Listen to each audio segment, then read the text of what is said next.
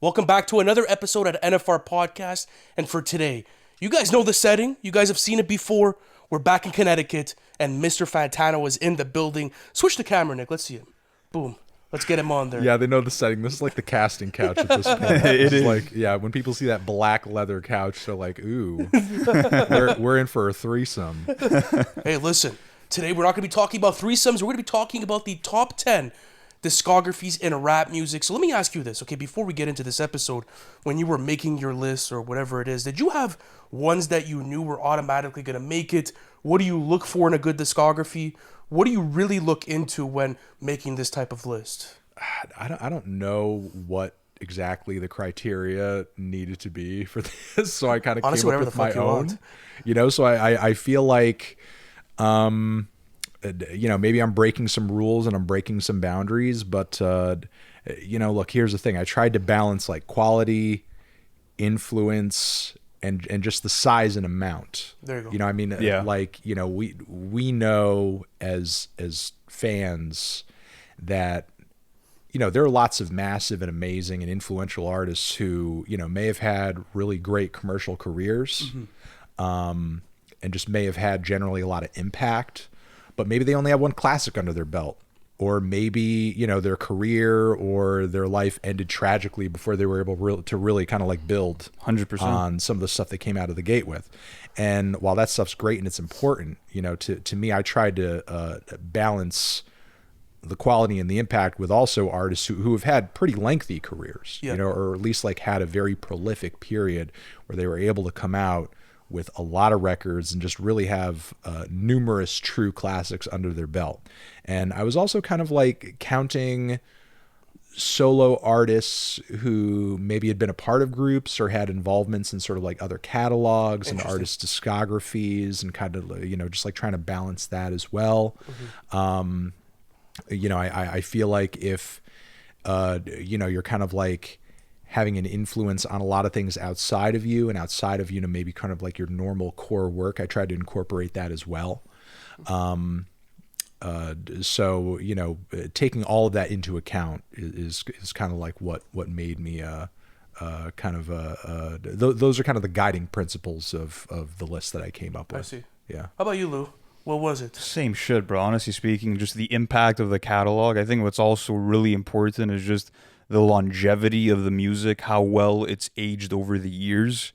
And going back to what you were saying, like there were artists I was considering, like Biggie, for example, but even though he has 2 masterpieces in the catalog, there's other artists that I could choose from that have maybe a catalog of 5 to 6 to 7 to 8 albums where there's multiple classics within that, and there's I guess more of an evolution. I feel like that's super important too, is just the adaptability to the sounds of hip hop and just being able to experiment as an artist and really just grow. I think growth for me was like a really major indicator of like, okay, how well is this catalog really developed? You know what I mean? So yeah, and who has a very large body of work. Yeah. You know, who has a big, complete body of work.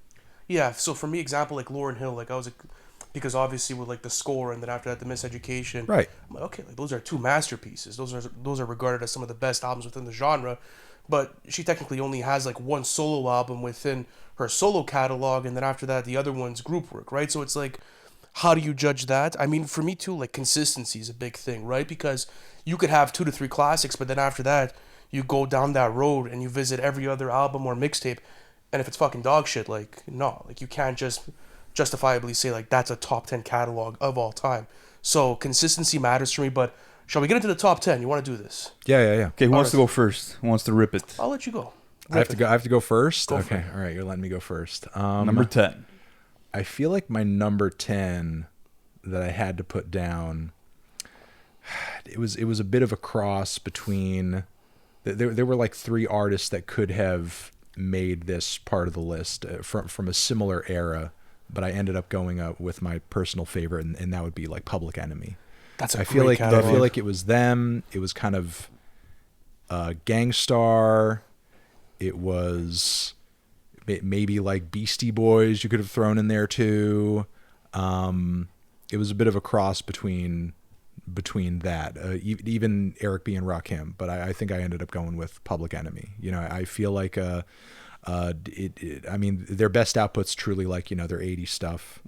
But, you have like some really huge, solid, radical, impactful albums that, had one-of-a-kind rapping on it, highly influential, groundbreaking production, and I think some of the most timeless hip-hop of all time, all kind of compiling into a handful of several major, fantastic records that a lot of artists can't really go toe to toe with. That's very true. So that was kind of like my number 10 pick. Yeah, I think that's a great shout, just because when you look at like Public Enemy, they've made essential hip hop albums, like albums that just inspired a whole wave of political hip hop that you wouldn't have without It Takes a Nation of Millions and others. So I mean, yeah, that's a great one. Honorable mention for me. Didn't crack my list. Didn't crack mine either, but no, honorable mention. Absolutely. I didn't think it would, but that's why we're here. Absolutely. We're all going to bring our own list. Okay, so I'll go on. We'll see. I think they're going to be super different. I feel like we might only have like 2 or 3 in common. We'll see though. Okay, yeah, we'll see what we have. Okay, number 10 for me, I have Ghostface Killah. And when it comes down to GFK, I always felt like when you look at the entire Wu-Tang and each solo member, he always had the most consistent and strongest output out of everybody. I mean, obviously, if you go to like 2024 and you listen to an album like Set the Tone, which is his latest release, it's not going to hit the same, right? He's obviously past the pinnacle of his height of his career, but going back to albums like Iron Man and Supreme Clientele, which I think is stylistically one of the most impressive albums I've ever heard, when you're looking at just the barrage of surreal slang and the vivid street imagery and just the free associative rhyming. It was so unique for its time. And of course, having the backing of RZA on a lot of those solo albums, and even outside of his own catalog, I mean, you could even credit him for being part of Only Built for Cuban Links, which was practically a collab album with Raekwon, which was also super impressive. So yeah, when it comes down to Ghostface Killah, I just feel like it's that balance of street grit with also vulnerability that you don't also often find in gangster rap. So that's my number 10. Wonderful 10 pick. I went for Lil Wayne at 10. Wayne? Yeah, I went for Wayne at 10. And I know you and with I have... Rebirth? Okay, listen to this. With Funeral? Well, you gotta give me a second to speak here. I mean, looking at Wayne's catalog, it's interesting, right? Because everyone has the conversation again of Rebirth, of something like I don't know, like a Funeral, obviously. But like, if you look at the classic series that this guy has birthed throughout his entire career, I think he has one of the most stacked resumes within all of hip hop. Looking at the Carter series, arguably the best series that hip hop has ever seen. Then after that, going on to the mixtape catalog, that was big for me as well. Looking at what he did with No Ceilings, look at what he did with the Dedication series, even the Drought series. Like, I could go on and on and on. There's so much cinematic value and there's so much output that came out. I also feel like his discography, at least within my top 10, is a bit unique because he's the person that has the most output out of everyone that I have on the rest of my list. So I feel like for a long time, Wayne put out a lot of wonderful records that not only influenced Southern hip hop forever, but changed the landscape of mainstream rap forever. One of the most influential catalogs of all time. And when you look at the albums and the projects itself within those series, as example, Carter 2, Carter 3, even the Carter 4 is wonderful as well. Looking at, let's say, the Drought 3, looking at Dedication 4, Dedication 5, these are classic projects in my opinion, and he dominated with them. One of the most dominant periods for any rapper with that type of catalog out of anyone else on my list. I think it's respectable. I just feel like you don't have the same level of intentionality with some of Wayne's projects, like no. I sort of see him like akin to someone like a Gucci Mane, where it's like, let me just like flood the streets. And that was, a system that worked super well for him when it came to the mixtape game, and you got classic mixtapes within that. But that being said, I feel like, a collab tape with Rich the Kid or certain tapes where you're like, okay, like we've heard this sound from Wayne before. Like he's not really doing much to change shit. He's just keeping his name hot. I feel like that sort of trumps it a little bit.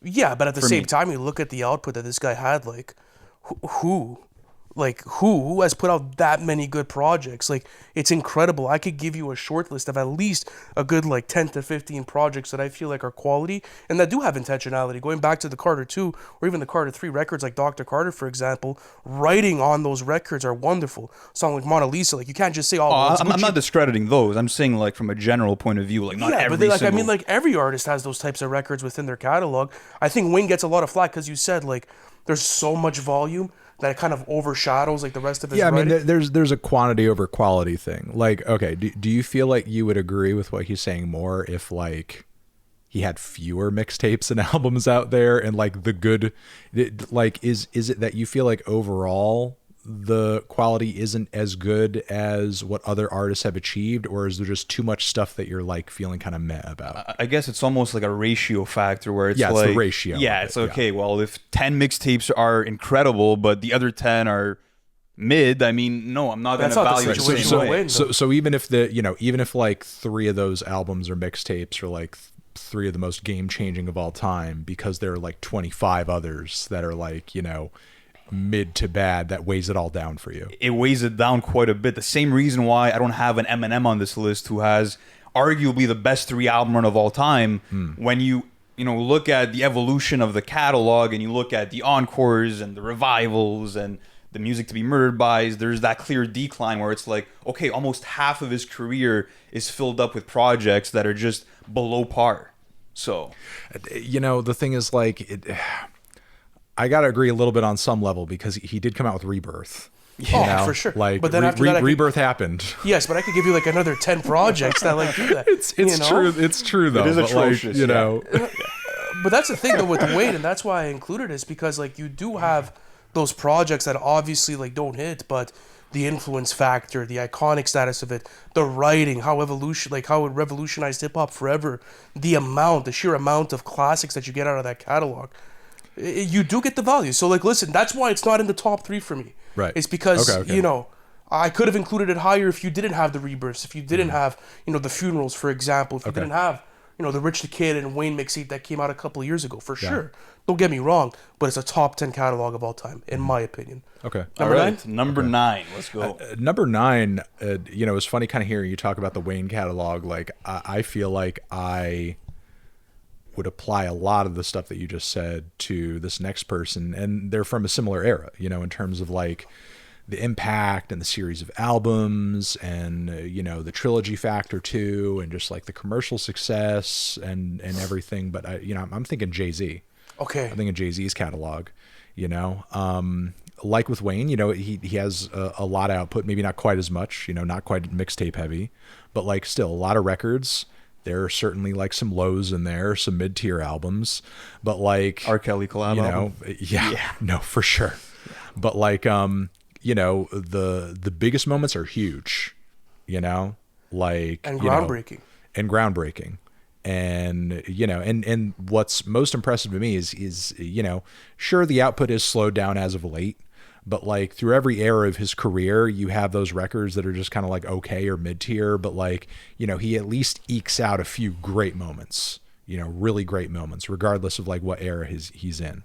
Yeah. Whether it's like, some of the best, most anthemic spots on Watch the Throne and 444 and The Blueprint and, his early works and Reasonable Doubt and so on and so forth. And, even Black on Both Sides and the massive sort of cultural impact that album had with like sampling and all that stuff. And, even, I got to give him credit. It was a really weird era for like, popular music and hip hop and rock culturally. But like, even that weird ass Linkin Park shit was, was like, as far as like rap rock crossovers go, that has aged beautifully. It's like, it's a little cheesy. It's a little whatever, but like, it hits better than a Limp Bizkit album. And it's just a bunch of remixes or whatever, but like, it works. It's fine. It's cool. And around the same era, he appeared on a Fall Out Boy album as well, like at one point. So, there's definitely some weird stuff going on. But like, I feel like Jay-Z's catalog is one that I got to throw in there in terms of, again, sort of like artistry, consistency, output, impact, the way he sort of evolved from project to project to project. Sure, definitely like some lows and some cheesy moments, but like, definitely not hitting the bottom of the barrel in the way some artists have here and there. That's why he's my number 9. That's a great pick. I'm going to be talking about Jay-Z very soon, actually. Yeah, not yet. I think it's too soon for Jay-Z for my list. But it's interesting because when you look at Jay-Z, like, it makes me think back to this Biggie interview from the 90s, and he said like the key to staying on top of things is to treat every project like it's your first project. And what's crazy is that with Jay-Z, like 444 is one of his best albums, and that's like his latest body of work, and that's rare. That is rare for a hip-hop artist to have like their first be just as good as their last, or at least on a similar level. So yeah, impressive from Jay-Z. But my number 9 pick is going to be The Roots. And when it comes to The Roots, I feel like they are a rarity in hip-hop just because they're able to seamlessly blend live instrumentation with just sharp, thought-provoking lyrics. And their albums often have, you know, these bold conceptual frameworks, right? Looking at something like Undone, where you have this reverse chronological order sequenced album and you have these string quartets playing in the background. You're like, where the fuck else am I going to find this, right? Like there's really nowhere else to go, no other discography that can rival that. Even looking at just their first 4 album run, I think is so impressive. We often talk about like 3 album runs, but to have 4 albums in a row that are the same level of quality, it's mind-blowing. So yeah, looking at like Things Fall Apart and looking at like Phrenology, which followed it, which was a complete detour, super experimental, getting like a 10-minute like electronic cut on a Roots album and getting like rock samples. They were never afraid to take any risks, and I feel like this is a super underrated catalog. Like I feel like the Roots in general don't really get the love they deserve. Like the only praise you'll see the Roots get generally from like your average hip hop fan is saying that they had one of the most talented frontmans of all time in Black Thought, but no one appreciates like Malik B's, you know, output on something like Things Fall Apart, where he has some of the best verses from the 90s. By the way, I have The Roots at number 9 too. You do? I do, yeah. Just to even chime in, like I think you did a great job explaining that 4 album run, but even musically, right? Like I was revisiting Things Fall Apart for this specific recording, and I was talking to Lou about it. I'm like, dude, like this production feels so fresh, and it feels like it's being still made in a setting like 2025. Obviously, you have your kinks and stuff, and audio equipment's gotten better, but I think the fact that you know, most of their catalog is you know, all live produced, and it almost feels like you're sitting in a jazz cafe, you know, watching them perform these things. I feel like it brings a unique factor to the catalog that no one else could really say that they have. Even like you were saying, right? Like talking about Black Thought, just his catalog alone, like even solo outside of the Roots itself, is so impressive. So to have him a part of, let's say, that whole collective obviously adds to this pick for me. And, you know, I feel like they're a group that obviously was super intentional with the production. The live instrumentation was revolutionary. It was so forward thinking, but the writing, like you were talking about, the backwards chronological order of listening to Undone and seeing the character building, seeing the intentionality of building that narrative and that storytelling, to me, that's top tier. Like they always followed the craft. They never, you know, sold out for their artistry. They always stayed to what the roots and the essence of that band is meant to be, and I feel like their catalog speaks to that. So the Roots at number 9. Yeah, 100%. Let's go into our number 8 picks. What do you got, Fantano? I would echo everything that you just said, in addition to the Roots, in terms of like, you know, other elements of the band being underrated with Questlove's production. Oh, yes. For sure. Because I think he's definitely one of the more underrated producers of all time, considering how great, you know, the beats and the quality of the music are consistently with the band. But my number 8 is actually gonna be Dr. Dre. Fire. W. We were talking about it, and I'm like, it's limited, but if you count the NWA stuff. Well, that's what I'm saying. Like, I kind of prefaced this, you know, earlier by saying, like, I feel like Dr. Dre, obviously, you're just kind of talking about 2 classic records under his belt, but you got to count you got to count NWA. You got to count the influence and impact that he had, and, you know, sort of the production involvement that he had broadly across like the West Coast hip hop scene at the time. Of course. And then on top of that, like Eminem. Of course. And then on top of that, like, you know, 50 Cent, 50 the Game, Cent, Anderson .Paak. and, you know, Anderson .Paak, and to an extent Kendrick too, obviously. So, you know, when you take all of that into account, even though he's like, you know, definitely an artist, he's definitely a producer, but I know I'm kind of like, you know, including some of this stuff by means of him being a bit of a mover and shaker as well, you know, kind of like a kingmaker. Yeah. You know, you could count the Game in there too, because obviously, you know, he kind of like came into the fold with some love from Dr. Dre as well. He has a catalog, and he has, an impact that you can't really deny, even if it doesn't sort of like portray itself just simply through the solo stuff, that he came out with just on his own. And, even that stuff, like, isn't entirely just simply by him, because, his best work also required the genius of Snoop Dogg, and required the genius of Scott Storch, and so on and so forth. And Melman and so many others. Exactly. Yeah. But, you can't take that away from him necessarily, because, there is sort of like an auteur, or kind of a directorial role that I feel like, just being a straight up, meat and potatoes lyricist, rapper, that's it. That's not the only way to sort of like, become a great hip hop artist. Sure. You know what I mean? Some artist catalogs are defined in that way, where it's just solo artist. That's who I am.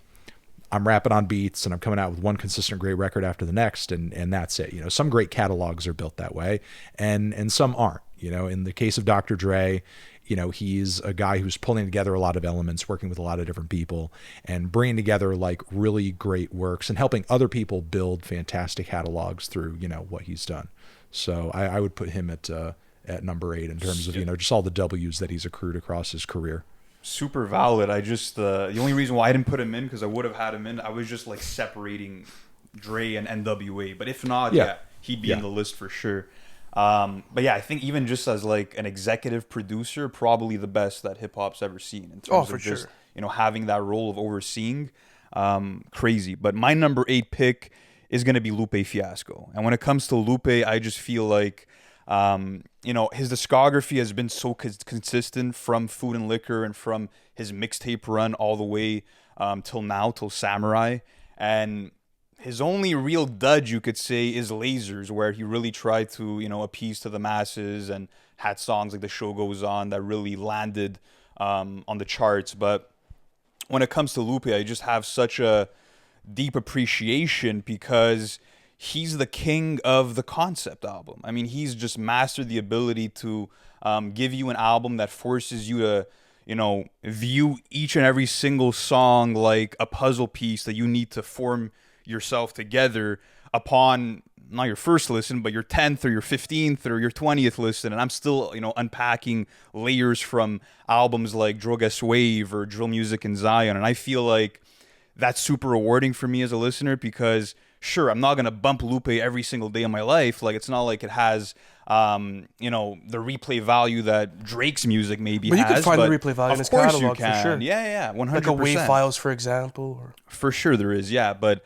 I think what's the most underrated about Lupe's catalog is that mixtape run that he went on in the 2000s, looking at projects like Enemy of the State, where he's sampling Radiohead and spazzing out on that production, or even looking at what he did on the Fahrenheit series on a project like Revenge of the Nerds, where you have a song called Switch, where in his first verse, every time he says the word switch, he switches his flow. You go to verse 2, every time he says the word switch, he switches topics, and as he's switching topics, he's switching what type of rapper he's rapping as. So if it's a conscious rapper or a gangster rapper. And then in the third verse of that song, he goes back to the original order of the flow that he used in the first verse. So it creates like perfect symmetry for a record. So that's just an example of like the types of experiments and concept records you'll find from Lupe that you can't really get anywhere else. And I think that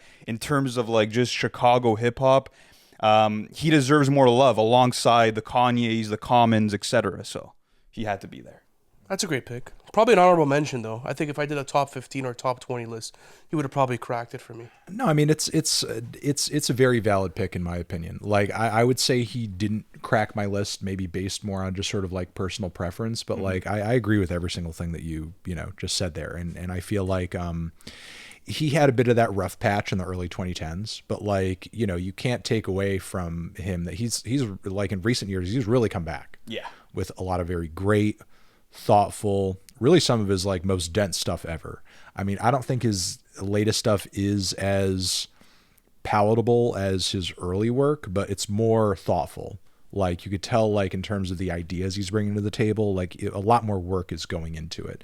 And you could tell that, like, you know, he's an artist who's really thriving creatively in this current era of, you know, just artistic freedom. You know, there's upsides and downsides in terms of, like, you know, making money and general industry support, being a, you know, full-time working artist these days, you know, access to resources that you may have had, you know, in the 90s and the 2000s, but simultaneously, like, you know, with that comes the ability to pretty much do whatever the hell you want to do.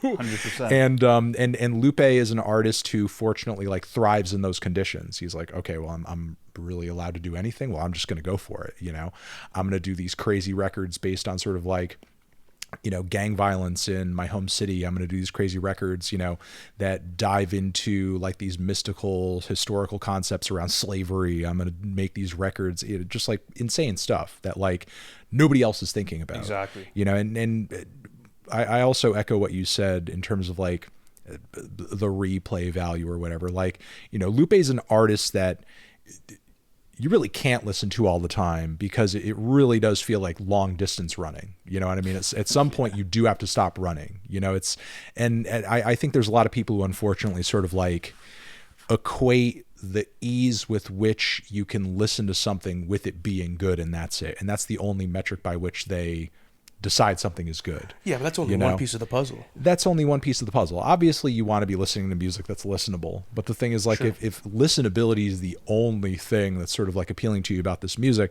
like, you could have completely bland, thoughtless. There's a lot of bland, uninspired music out there that's listenable, but it's not sustaining. Like, you could just kind of, it's just like empty calories. You could just sort of like drink it all day like Diet Coke, you know. But the thing is, like, you don't feel satiated. You don't feel satisfied. You could just listen to it endlessly like a drone in the background. And, you know, I want more from my records sometimes, you know, and that's why Lupe matters. That's why Lupe is important. He's a reminder that, like, you know, great music isn't always easy. You know, great music can be a challenge. And, you know, sometimes the best and most impactful records that you've ever heard aren't the ones that you're listening to all the time, just, you know, casually. You know, they're the ones that sort of like, they make a really heavy impact on you every time you make the time to listen to it. And, you know, you always carry that experience with you. Even if you haven't, you know, played the record in the last 3 months, you know, when you think back to it, you're like, oh man, you know, that album's so crazy. That was like a mind blowing moment. Yeah, like a song like Mural. Like, I'm not gonna listen to that or have it in my daily rotation, but when I go back to it, my mind is gonna be blown by just the metaphors and the wordplay, etc. Right, exactly. What do you got for number 8? My number 8 selection, A Tribe Called Quest. Honestly, I could have gone higher with this pick. But I'll say, yeah. And I know you guys probably had it higher. I feel like there is better catalogs in hip hop, but it's still top 10 solidified. Okay. A Tribe Called Quest's catalog, I feel like, is arguably one of the most consistent within hip hop history. Like, I'll just take you guys through the run, and if you could name me a mediocre project, you guys let me know. And this is, of course, I know the run, and I can't name you a mediocre People's project. Instinctive Travels, obviously not. Classic hip hop record. The Low End Theory, one of the most important hip-hop projects of all time. Game changer. Midnight Marauders. I love the replay value of this. You want to talk about replay value and also concept records? That's my personal favorite. Yeah, this is a record that does achieve that. Even looking at later projects in the catalog, like We Got It From Here, that's a 2016 Album of the Year contender for me. That's arguably like the best hip-hop swan song album of all time. Oh, for sure. It's, I mean, you know, it's rare that, you know, like any piece of media or franchise or whatever that's ongoing, it's rare that you get to be like, okay, this is our final album, this is our final season, this is our final whatever, this is going to be the last thing that we're doing. Like, it's rare that you get to decide when that moment is, and you just absolutely smash it. And you make it feel so thoughtful, and you make it feel so impactful, right? Like, and looking at their catalog, I love it too, because every single one brings something different to the table, right? So, example, like looking at a project like the Low End Theory and how important that is for hip hop. You know, looking at songs, for example, like a Scenario, a Jazz We've Got It, a Buggin' Out, Check the Rhyme. these are records that not only inspired future MCs to come in and to be able to have like that sort of backpack rap-esque like sort of swagger to them, but also one of the first, I would say, like real hip hop groups to incorporate that classic jazz sound within their main staple of production. And obviously there was rappers doing it before, but I feel like the way that Tribe did it was so experimental and was so fresh and unique, at least for me and like my listenership for them, that it made me want to include them at that number 8 position. And I kind of look at it as like they're one of the greatest groups of all time within this genre. They always stayed consistent and kind of like the Roots, like they never broke their formula for anyone. They always stayed intentional to their craft. They were consistent with the catalog.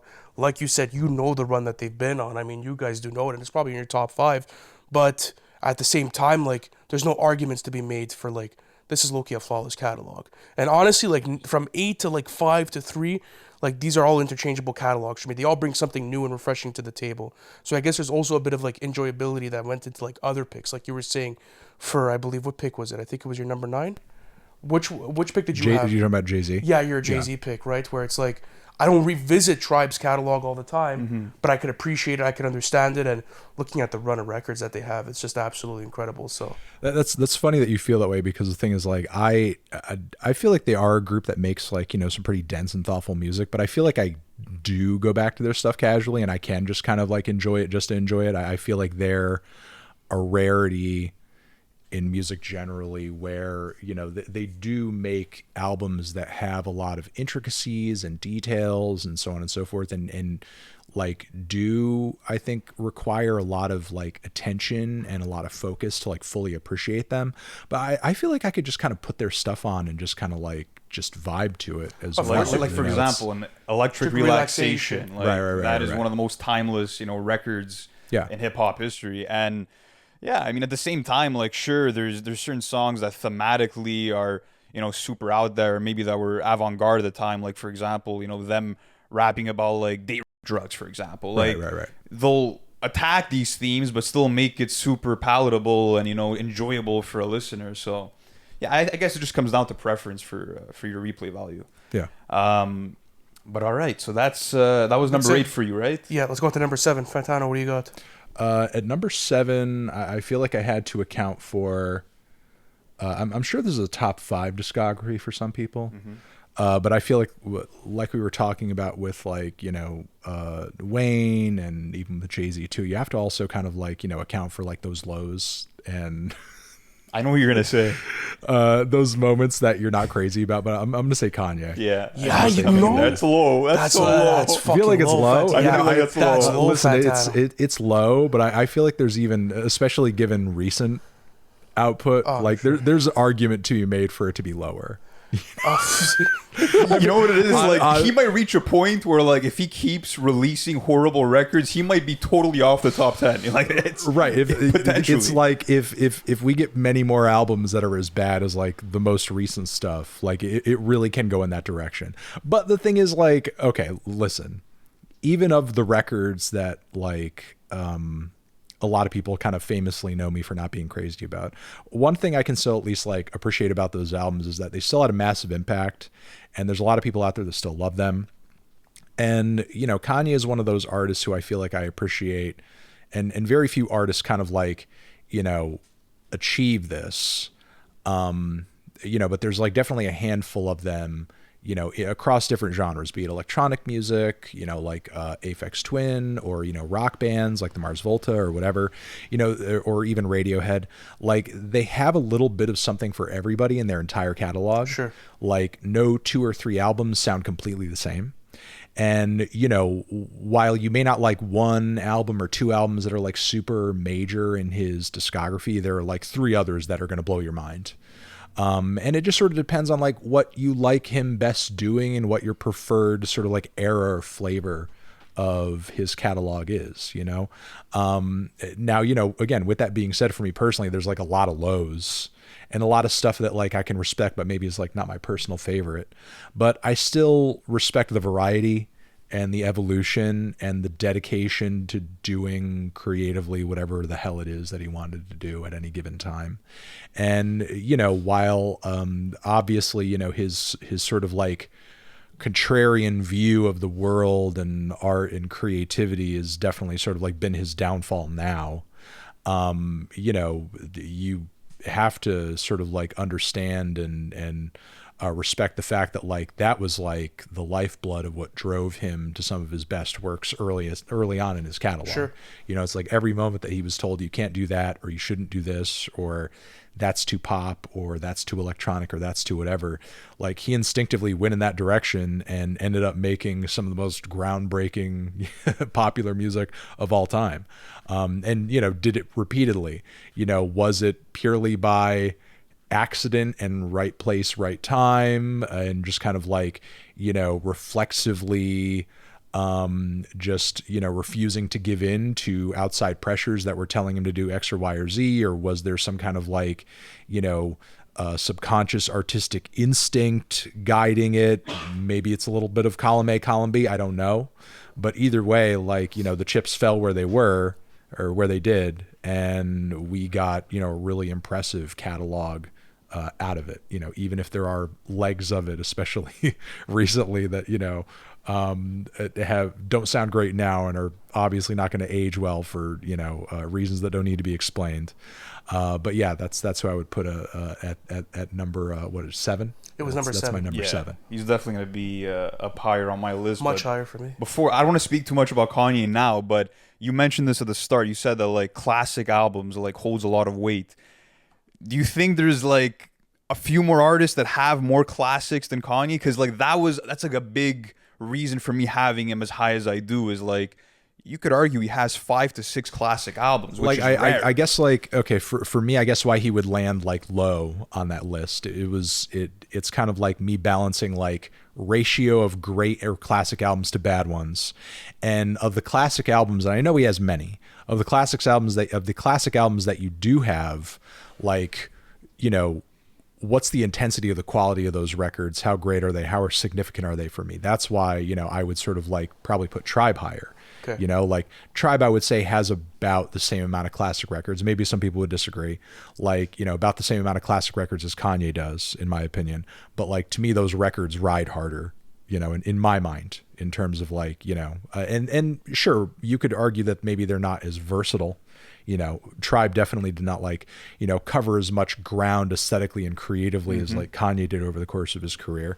You know, but simultaneously, you know, guys like Q-Tip are a huge influence on Kanye. Oh, for sure. You know, it's like if he were in his right mind, would probably tell you during any other era that like, you know, Tip is a guy for him who you know, he looks up to and, you know, holds in very high regard. You know, to me, like the Tribe catalog, you know, hits a lot harder in terms of, you know, just sort of its overall consistency, but you know, even just sort of like how great the work that we did get is, even if by comparison their body of work is not as large as Kanye's. There you go. Fair enough. Yeah, fair that's enough. fine. All right, my number 7 is gonna be MF Doom, and I think that he's really the definition of quality over quantity. 6 solo studio albums, an onslaught of collaborative albums, even beat tapes that go hard with MF Doom, and I think all the metal fingers, yeah, all the special herbs, insane.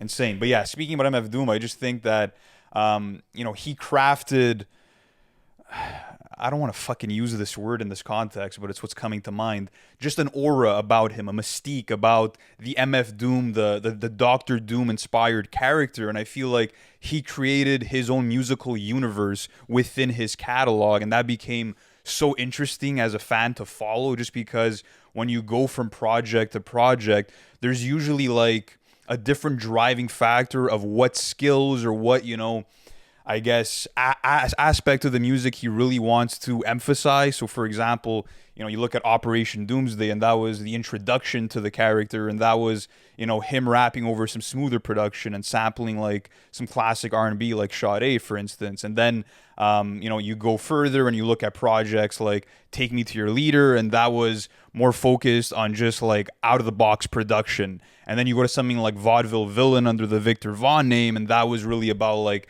MF Doom, the MC, and what he was able to do, and, you know, what kind of rhyme schemes he was able to attack. And I feel like, you know those YouTube channels where it's like rhymes highlighted? Yeah. I feel like those channels were made because of MF Doom's catalog, just because of just how intricate all of those schemes are. And yeah, when I look at just the consistency of the catalog, looking at what he did with Mad Villainy, which I think is like a once in a lifetime masterpiece, getting two fucking crate diggers working together on an album and, you know, pulling sounds from Brazil and pulling sounds from these B movies. You're like, what even is this, bro? Like, this is just so far left, you know, field in the best way possible, in the most interesting way possible. And yeah, with MF Doom, it's always been about what he wants to do. And, you know, he's never had to try to appeal to the mainstream to garner just that organic fan base that he's built. So I have a lot of respect for that. So MF Doom at 7. W. I get to MF Doom really quick. But I'm going to go with Tupac Shakur. Tupac's catalog, at my number 7 pick, I really wanted to include his catalog because I feel like when you speak about the discography conversations, obviously the Kanye's come to mind, Tribe Called Quest, right? Looking at MF Doom for the consistency, you know? Obviously Kendrick's going to be in my list, but with Tupac, he had a super consistent catalog, and I'm not counting anything posthumous. I don't give a fuck about those albums. I really want to look at what he left us while he was here, and of course, you know, the Machiavelli 7-Day Theory album. So looking at Tupacalypse now, I love the raw sound of that. It almost sounds like a mixtape, low-key, like to a certain extent. It was a very young Tupac. It was sort of his entrance, and then obviously Strictly for My, that kind of had the same thing, but it felt a bit more polished.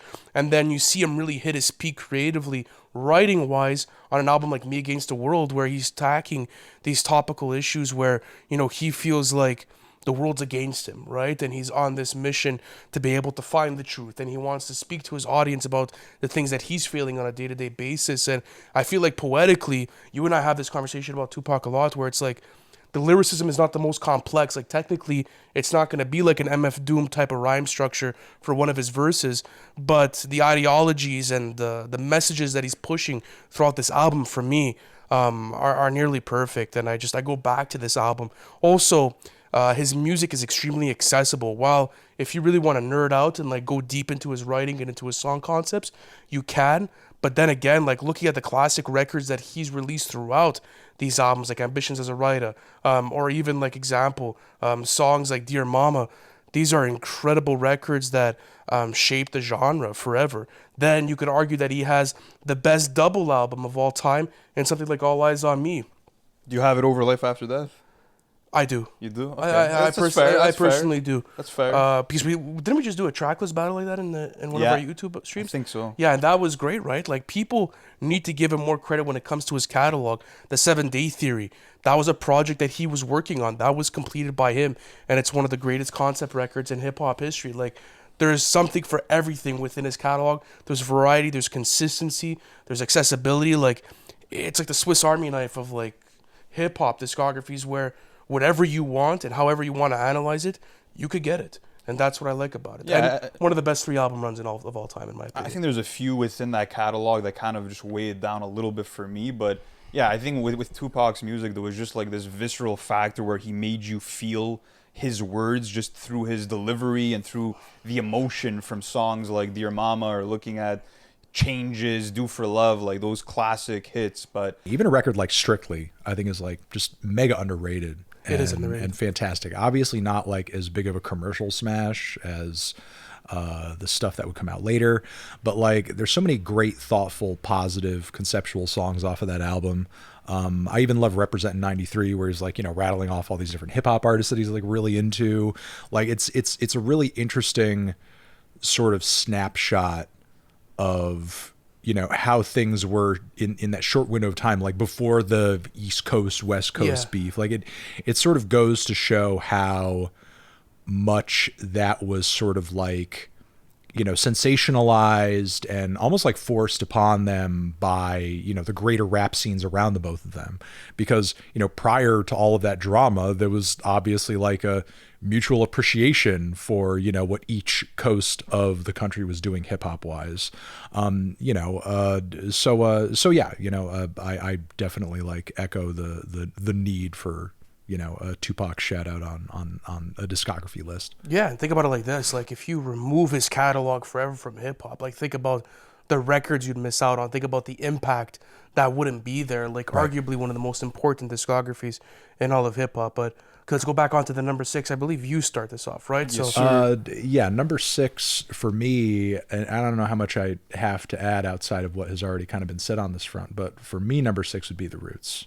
Okay, perfect. And I think like on top of that, I would just sort of emphasize like, for me, it's the artistry, it's the creativity, it's the conceptuality, and just the sheer consistency, like across so many different eras of output. Yeah. I mean, obviously that's slowed down as of late, and I feel like their last record wasn't their best, but that's like one single low point in ocean of fantastic albums.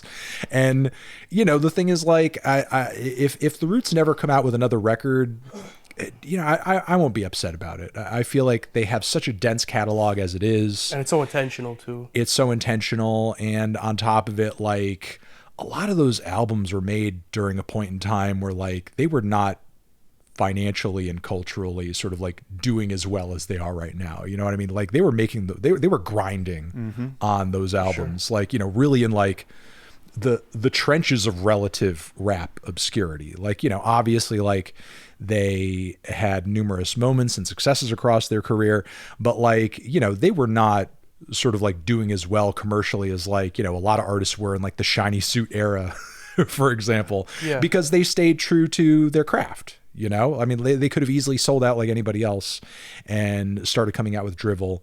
But the thing is, if they did that, they wouldn't have the discography that they do right now. And I don't think they would have sort of like the artist type of respect that they do across the rap spectrum. I feel like if any band, if any artist, if any group in the rap sphere is entitled to, sort of like a fun, silly Jimmy Fallon, house band type vacation, it's the Roots, because like they put in so much work and so much effort on so many great classic albums for so many years, and now they have the respect of the music world as a result of it. Oh, for sure. There's no one that talks down on their output, and everyone respects what they've done for the genre. Even, let's say, for people like Lou and I that like were born after their output, like you go, well, not born after, not but entirely, but yeah, for half of it or so. Like we were like 11 when Undone came out, for example, right? So I'm not 11 years old listening to the chronological order. Oh my God, you're blowing my mind. I'm not 11 listening to the chronological order. I remember reviewing that album for YouTube. You were 11. I was 11 years old, Old. I wasn't thinking about that. Yeah. I was thinking about school the next morning, but now you go Think back. about your times tables. But now you go back to those records, and like it speaks to the timelessness about it, because I feel like even with younger kids that we have conversations with that are like around our age in the hip hop Twitter community, or different journalists that we've spoken to, content creators, you go back to those records and like it's undeniable. The quality and the impact is absolutely undeniable. But Lou, you're number 6. Number 6, the one and only Nazir Jones is going to place at number 6 here. And I feel like, I mean, for starters, he's the man who came out with fucking Illmatic, like literally the Bible of hip hop, you could argue. And I think, it set a new gold standard for lyricism in hip hop. And it's crazy just because after that album came out, I mean, again, I wasn't around for it, but from what I've heard and from what I've listened to, etc., and what I've seen, come out of hip hop afterwards, it seems like this, this project and what he was able to accomplish on it ended up inspiring artists that were older and more experienced than him, like a Tupac, like a Ghostface Killah. And I think that's a huge achievement. And even just that album as a whole, I know it's a whole discography, but that one album was so special just because he really, turned Queensbridge into a character in itself, where through his, his vivid writing and imagery, you could literally smell the garbage that he's describing. Like, it was just so well descripted. And going beyond that, then you have It Was Written, right? Where he sort of like takes on the Escobar mafioso persona, is more like boots on the ground in the crime world. And that was another album that could be considered one of the best of all time. And then you have a bit of a slump within the discography. I'm going to admit that. But then he just seemed to be revitalized after the Jay-Z battle, coming back with fucking Stillmatic, which had so many bangers on it and so many special songs like You're the Man, etc. And I think what's the most impressive to me about Nas's catalog is the renaissance he's had in the 2020s and just the longevity of that, coming with the Magic series and the King's Disease series, and being able to watch like how he's been able to adapt and grow within the game, and sort of also like shift the focus from like being this window watcher who's describing his experiences and like the criminal underworld to like switching to wanting to educate his audience and put out more positive messages and more like grown-up raps, you could say. So from beginning to end, multiple classic albums, and again, to me, that longevity and that adaptability in recent years really boosted it up my list for me. Oh, for sure. You're going to see him very soon, actually, on my list. But going on to my number 6 at this point, this is where I'm going to have MF Doom. The reason why I value the catalog so much, I think, you guys both did a great job talking about the consistency of it, right? The talking about the output, like that's obvious and evident, and we know about Mad Villainy, operations, and obviously food. But I think it's how unique that catalog feels, especially for at the time that it came out. Building out the catalog and building it out almost like it's a Marvel movie scene. Like that's the way that I kind of feel about it. It feels like you're reading comic books whenever you're going through it.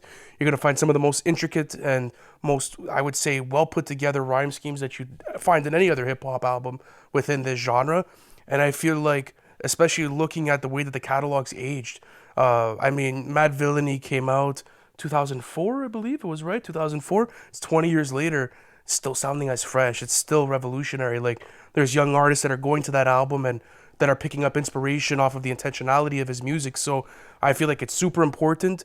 He did chart on the Billboard a couple of times, but even at that, it was a super underground catalog for the time that it was coming out at, right? So the fact that like he arguably has the best underground catalog of all time to me is a reason why also it adds points to why I wanted to include it in the top 10.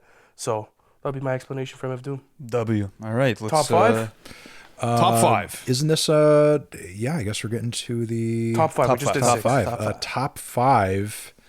My number 5 is going to be Ghostface Killah. Okay. Wow. Okay. That's very high up. I like it. Yeah. Well, I feel like you have to include Wu-Tang. As you guys mentioned earlier, you have to include Only Built for Cuban Links too. But his solo discography, I feel like, is fantastic. It rivals a lot of the greats. And, the thing is, he has great records in pretty much every era of his catalog, even though lately he hasn't put out his best work. That 12 Reasons to Die album is great. It is great. It's a really great record. Like instrumentally, it's ambitious, and it's a narrative concept album too. And it's dramatic. It's funny.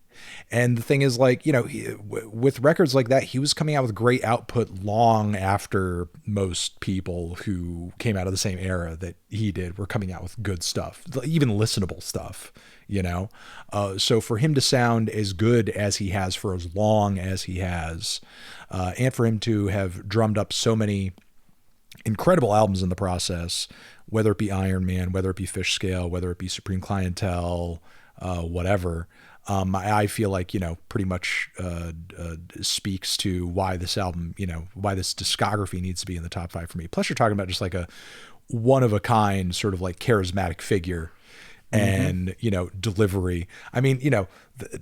No shade on Action Bronson. He's got loads of songs and projects that I like. But, like Ghostface Killah, like you're talking about a guy who, for at least a period of time, threw a man's career in the mud. He didn't even need to hop on a beat to do it. He literally did it in a YouTube rant with Teddy Pendergrass playing in the background. It's like you're talking about like a one of a kind figure who can like literally put somebody's career in a position like that just off of just speaking, not even writing bars, just like going off on the internet. Like that's like a new level. It's like, what could Kendrick have taken down Drake in the way that he did just by, hopping on Instagram Live and been like, listen, buddy, I'm going to tell you something. You know what I mean? Like, no, not even Kendrick has that capacity. Well, you also see like that dynamic factor that he has with his voice and mic presence itself is one of the most unique, like you said. But even like a West Side Gun, for example, they share a lot of similarities vocal wise and the way that they lay down their tracks, right? So it's a great pick. Again, the only reason why it's out of my top 10 is because, like Lou, I was just considering solo discography. But if I had like a top 13 list, for example, we're gonna go through honorable mentions right before we unveil the number one. He would be in there. But Lou, number 5. Number 5 is Jay-Z. This is where I have him. I think you did a great job describing just what his impact's been, what the catalog's meant to, fucking millions of people at this point. And yeah, when it comes down to it, sure, you have your albums like the Magna Cartas of the world. You have it's pretty solid album. The Blueprint 3, which is it's pretty stinky.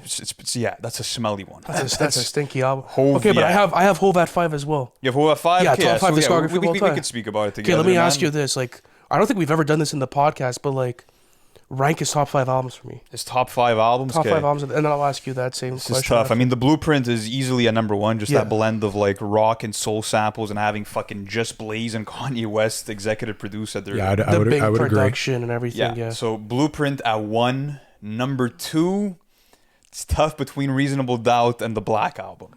That's a big debate. I'm gonna give it to Reasonable Doubt. Okay. Then I'm going to do the Black Album. Okay. Then I'm going to do 444. And then number 5. Volume 1's a good shout. I think I'm going to go American Gangster. Yeah, you think so? Super cinematic sounds, great rapping, super underrated as a project just because like, it was attached to the movie and whatnot. But yeah, I'm going to go American Gangster at 5. Okay, how about you? What do you got? Top 5 J I would probably flip Black Album and Reasonable Doubt. I think I even called it Black on Both Sides earlier. I don't know you're mentioning the thing in most depth. I'm just thinking of rap from the 2000s anyway, or that was 1999 anyway, checking myself 2 times. And then beyond that, like you said, I would put 444, and then I would think I'd put one of his volume records, maybe like 1 or 2. Fair. Yeah, just classic records on there. Imaginary Players, yeah. For myself, if I had to do like a quick ranking, Blueprint, easy number 1, top 10 rap album of all time in my opinion. Then after that, number 2, the Black Album. I just feel like it sounds like one of the most polished hip hop albums of all time. Songs like Allure, songs like Lucifer, Dirt Off Your Shoulder. I love that. And that album was track. such a renaissance for him too. Oh, for sure. Ran back. I mean, that was like, he did, I wouldn't say he was, obviously he wasn't at a low point, but like that album brought him to a new level of like commercial we were speaking viability. But listen to this, okay? Because after the first Blueprint and after the whole like Nas and Jay-Z beef, you get the R. Kelly collaboration album and you get the Blueprint 2. Those are underwhelming albums for his catalog, right? Yeah. They wouldn't even stack in like his top 8 or top 10 low key. But then after that, the whole farewell tour like sort of thing going on, and the documentary is wonderful behind that too. I love that documentary. Fade to Black, that documents the whole creation process of it. So Black Album 2, Reasonable Doubt has to be number 3. Those are interchangeable though. Yeah, any day, like you could possibly go somewhere else. It depends what you want. 444. I think that would be a perfect retirement album. Like if Jay never released another album, I would be happy. 100%. I would be happy with that. And then after that, number 5, I'd go with the first installment of the volume series. Even ending off your catalog with a song like Legacy, like just talking about like what you've done to, support your children and their children. Like it's just like a perfect ending to everything that to an iconic catalog, Hove's represented. Yeah. And I think what's underrated about Hove's catalog is like we were talking about how there's obviously misses within it. I find Magna Carta actually pretty good. I like that. It's cool. I like that. There's moments. But regardless though, like to argue that you low-key have like 4 classics in your catalog, that's big. It's not a lot of artists that have that amount of classics. The thing is, like with the Nas discography, you have your lows in there, but the thing is the highs are so high. Yeah. The highs are at levels that like, most artists can only hope to, pray to, scrap and fight with every inch of their, life to achieve. For sure. So you have to kind of respect it on that front. All right, number 4, what do you got? My number 4 is going to be Kendrick. Okay. We'll do Kendrick at number 4 for obvious reasons. Mm-hmm. But I mean, like he's made some of the best concept albums of all time across all genres. He's made some of the best music of all time across all genres. That's why I feel like his appeal just is so wide, across like music fans of all stripes. Not only does the artistic viability of his records speak for themselves, but the commercial viability too, with how many like weeks Good Kid, Mad City is still on the charts. Yeah, the replay value is incredible. The replay value, the artistry and the replay value combo, it's just crazy. It's unmatched. It's just crazy. As far as this current era, it's just like, it's really truly is unmatched. Just did it again with the GNX. It's insane. To have a 12-song album do as well as it's doing. I agree. We'll have to see if it remains on the charts for as long. I feel like that album is probably, as much as I love it, probably going to have maybe more of a niche appeal long term. Depends how you like it. Given like kind of all the throwback LA vibes, but like the hi-fi sound and stuff like that. Exactly. But like with that being said, his discography is still aging so well. And it's just, getting more and more interesting as it's going along. And, it's because of the great production choices. It's because of the great writing. It's because of the great rapping. It's because of the way that he sort of like, pulls fans in with music that is fun and enticing and colorful and vibrant and, entertaining and palatable, immediately. But it also has a lot of layers to it and density that makes the music hit even harder when you really kind of like dig into it and, try to come to understand like what exactly makes it tick and why is it so interesting, why is it so special. For sure. Yeah, I'm definitely going to have Kendrick soon, but he's not a number one. But I want to ask you this because I feel this way. Since we're not really nowhere near, it seems like, done with Kendrick's catalog, do you guys both feel like he's maybe on pace to reach that number one spot? Oh yeah, yeah, for sure. Yes, absolutely. Yeah. I mean, that's definitely within the realm of possibility at this point. One of the greatest hip hop artists of all time, artist period. Because with how he's going, like at minimum, he's probably got like 2 or 3 more great albums. Before he either starts coming out with stuff that's just okay, or even I could even see him just deciding like 5 or 8 years from now, like I'm done. Like I'm not doing like the it Andre anymore. 3K or Lauryn Hill sort of approach, where almost, and just like kind of get into something else. For sure. Who the heck? He kind of strikes me in that way. He gives me like he gives me a lot of Mos Def. He gives me a lot of Mos Def vibes, or like the potential of what could have gone on with Mos Def if it wasn't for the fact that he had like become so disillusioned with like the entertainment industry. Yeah. Broadly speaking, and then just decided to kind of go do whatever the hell he wanted. And, but for whatever reason that he has, maybe it's a different time, different person, different era, different paradigm in which he's coming up, he's stuck with it, For sure. I mean, obviously a lot of his catalog and a lot of his songs deal in his disillusionment and how sort of like, stressed out he is by sort of like, the entertainment industry and the exploitation of black art and culture and so on and so forth. Like, I feel like he, I feel like Mos Def came to a lot of those same conclusions too, but like Kendrick was able to, through his own artistry in his own way, sort of like work those into his art and make it sort of work to his benefit in a way. For sure. Which is why I feel like he's continued. Okay. Yeah, because there's always an important message behind everything that he's doing. So I agree. Number 4 for me, this is where I have A Tribe Called Quest. And yeah, when it comes to Tribe, I mean, looking at, their earlier albums and how groundbreaking they were for just the fusion of jazz and hip hop and, getting those live Ron Carter bass lines that are some of the most sought after sounds that you'll find from any hip hop album in terms of production. It's been beautiful to, just go back to the catalog and experience those classics, even though like they're fucking 20, 30 years old at this point. They've still held up all so well. And timeless catalog. Yeah, and even looking at just like, I think what I appreciate the most about their music and their offerings is that, the dynamic between Q-Tip and Phife Dawg was just always so natural and organic to me. Like the camaraderie always felt so conversational in terms of the way that they're flowing, the way that they're rapping. No matter what the subject is, they always found a way to make the music sort of feel light in a certain extent. So I think that's something that I really appreciate. And yeah, looking at albums like, Thank You For Your Service. I mean, who the fuck could drop a comeback album that great and be able to weave it together after one of the main members passed away? Like, that was an unreal achievement, in my opinion.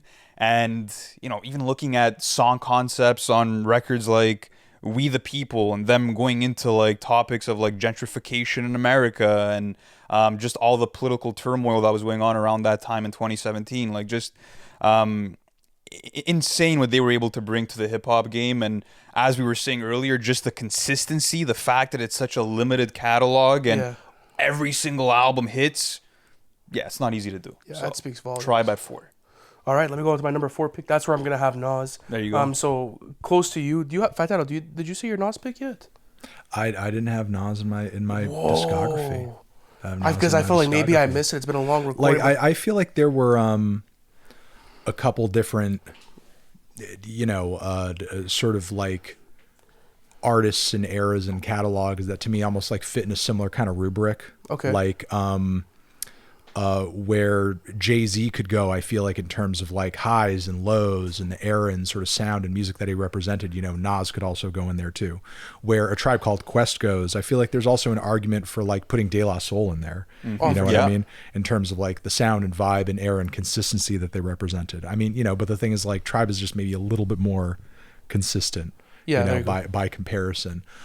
Even if in a way I feel like De La kind of came out of the gate a lot bolder and funnier and like more groundbreaking. Sure. In terms of like what they were really trying to do. And kind of like really spelling out what that whole sort of like native tongue scene was before, like, really kind of like beating a lot of people to the punch with that in terms of like, putting out a record that broadly had a lot of appeal, and also kind of got out there during a time before, like, as that album's been like reissued and sort of they had sample clearance issues and so on and so forth. That was also an interesting snapshot of time before, like, you couldn't come out with an album like that anymore. It's like that album and Paul's Boutique were like the cutoff. Yeah. Where you're getting like Pink Floyd like samples on Paul's Boutique, like you're not right. Exactly. You're not finding that anymore. So I mean, the Nas discography, I would say, is most definitely like an essential one and like a an honorable mention. For sure. But like it sort of ranks around in the same kind of like sort of place that the Jay-Z catalog does, for sure. I think that's a fair take. I just think, like, looking at Nas's catalog, like, obviously the lows, for example, like a Nostradamus, that's an album that gets a lot of criticism. And Life is Good. Yeah. Well, like that album's rough.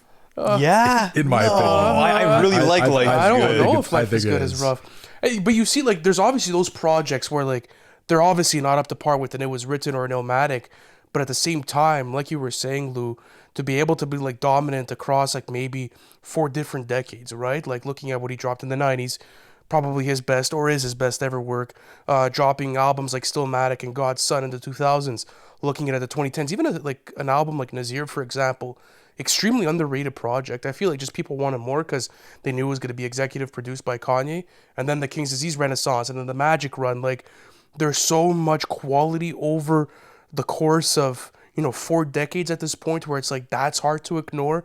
The highest highs that hip hop has ever seen lies within that catalog, and there's also like variety within it, right? Where it's like, depending on the era, what your mood is, what you want, you could go to Nas for different types of things, right? So if you want more of like that classic boom bap sort of style, obviously you have albums like Illmatic and It Was Written. Even I Am, like, it's not a rough album to listen to. Like, I really like that listen. Then if you want something that's more braggadocious, in your face, has a bit more higher end production, sounds more polished, you have those God's Sons, for example, that like, okay, that's a crazy record. Then obviously with the King's Disease series. All this to say though, I feel like the consistency over the years, how influential that catalog is, the highs of that catalog, for me it's top 5. And like when you look at something like Illmatic, would you have a GKMC, if it wasn't for that record?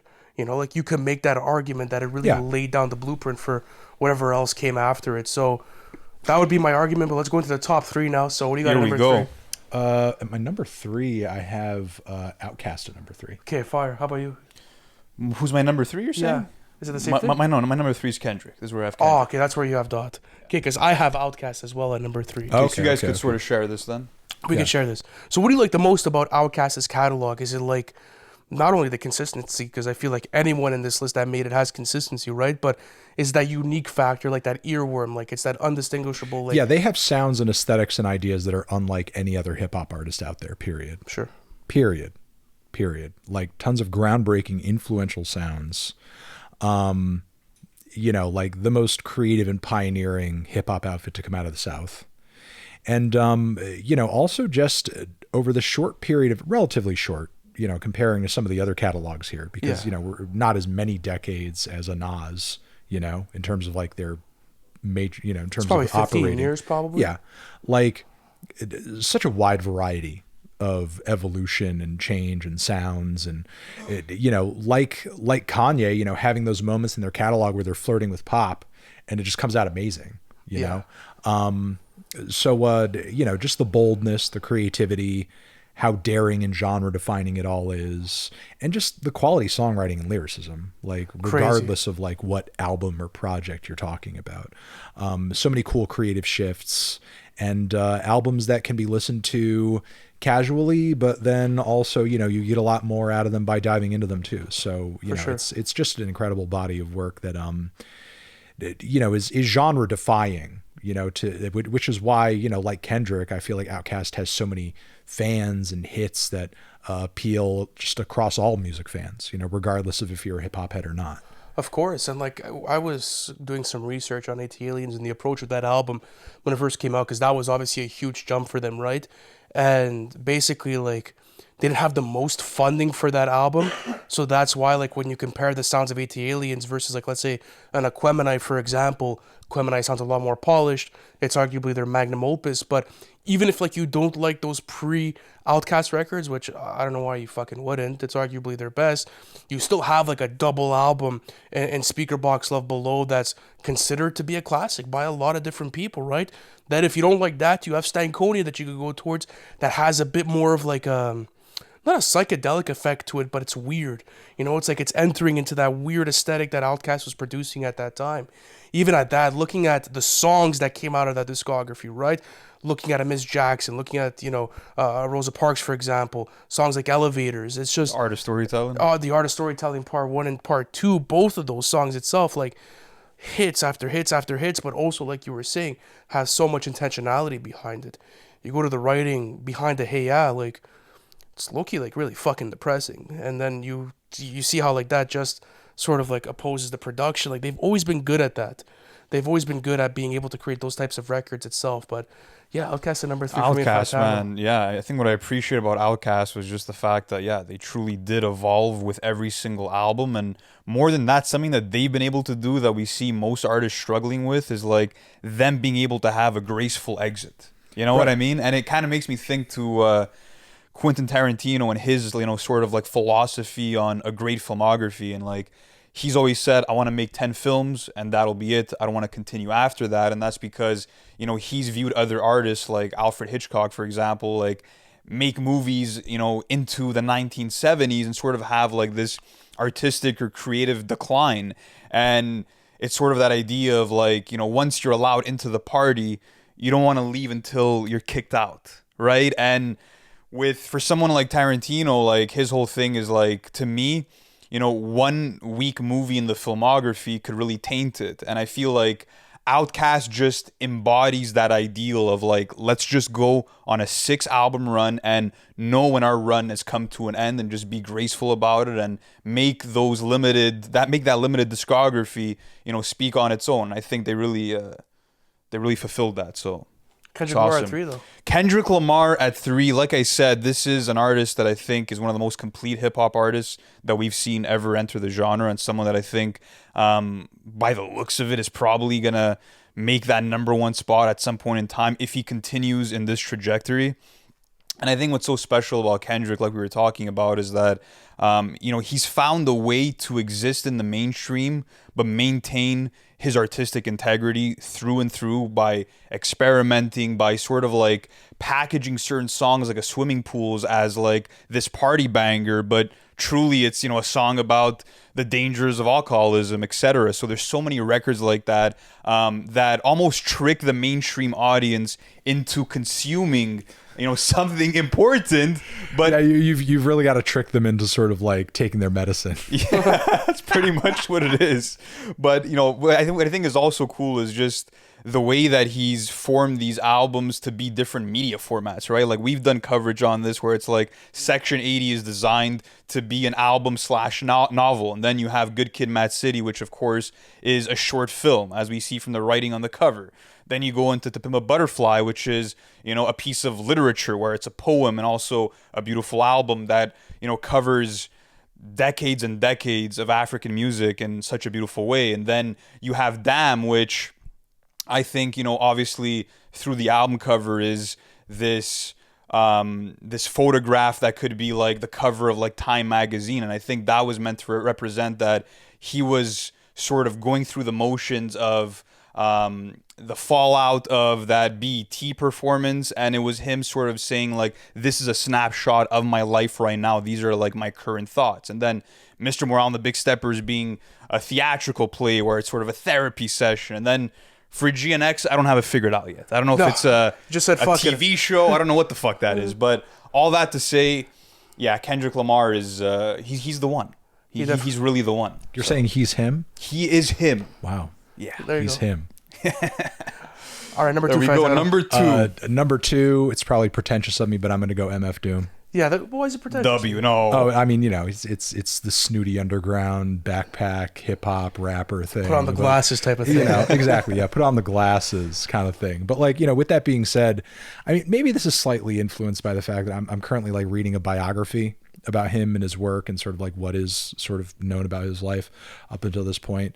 I would echo a lot of what you guys have said up until right now. I would also add into it the KMD stuff. Mm-hmm. You know, you have to count Black Bastards in there too. But, you know, reading in detail about the way that he went about making all the projects that he did is just kind of like given me a newfound appreciation and just confirmation on a lot of things that I presumed, but now I just sort of like have a better sort of like knowledge of in terms of like the very unique way that he went on that just incredible, groundbreaking, pioneering, prolific run that he did in like the late 90s and early to mid 2000s. You know, he just had this skepticism about the music industry and labels, which is why he came out with so many projects on so many different labels under different names. Like, you know, for example, King Ghidra, you know, that project came out over on a UK label, and the amount of money that they were offering for him, and he didn't really get huge advancements on any of these records, like off the bat. You know, he was like, well, for that amount of money, I could do it under the pseudonym, you know, maybe not MF Doom, because they originally approached him as like, can we get an MF Doom album? And he's like, you know, he was doing kind of well at that point. So it was like, I can kind of negotiate it.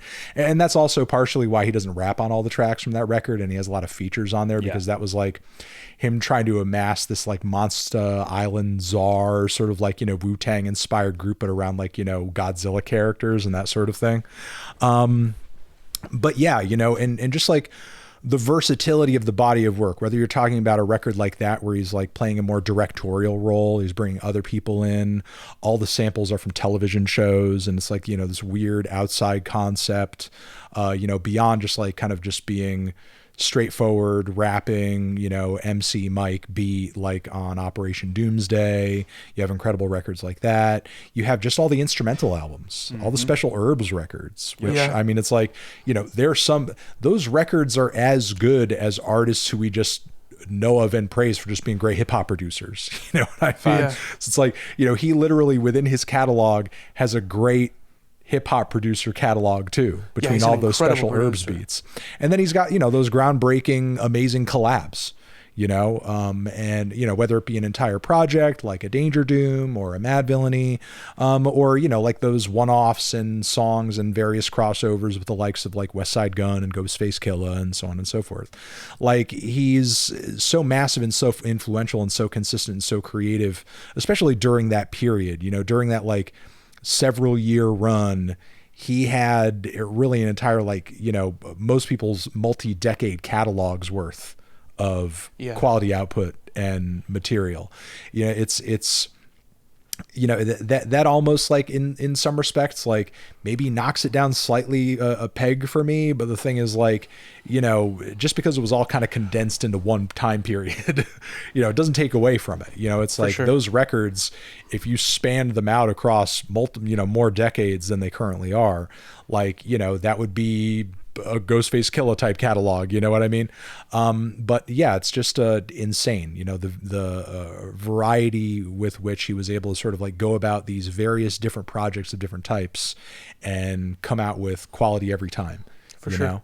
You know, and plus you're just talking about like a one of a kind creative mind, you know, regardless of genre, you know, the way in which he sort of like played with point of view and, you know, being in character and so on and so forth. The imagery and everything he put into it. He did it in such a way that was unique to any artist, any album in any genre, you know, much less hip hop or whatever.